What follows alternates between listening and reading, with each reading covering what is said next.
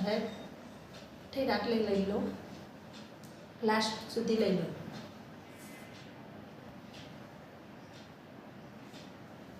આપણે આવી રીતે આપણી લંબાઈ ગણતરી થઈ ગઈ છે. પછી આપણે કેન લગાવવાનું છે અને પછી આપણે નીચે આવો પટ્ટો લગાવવાનો છે. હા. તો હવે આપણે અમરેલા ચણિયાને કટિંગ કરી લેશું.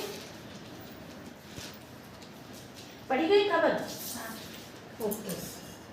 તો પહેલાં આપણે અહીંથી કરવાનું છે, લેપો કાપવાનો છે ને દેખો તો આપણે અમરેલા ચણિયામાં કેન લગાવવાનું છે. તો આપણે અમરેલા ચણિયામાં કેન કેવી રીતે લગાવીશું એ આપણે શીખવાનું છે આજે.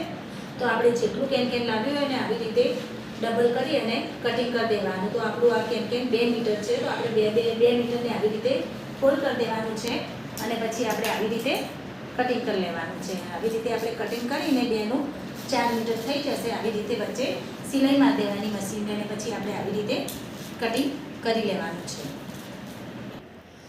ચલો તો આપણે આવી રીતે કેનને સિલાઈ મારી દીધી છે અને આવી રીતે આપણે સિંગલ કરી દીધું છે બધા કેનવાસને.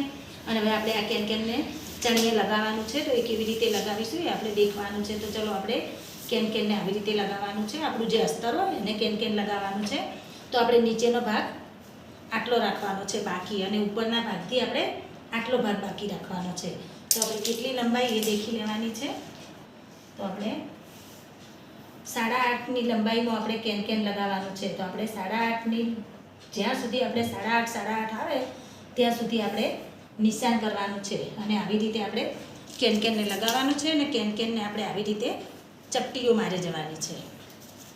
તો આપણે આવી રીતે કેન લગાવીશું.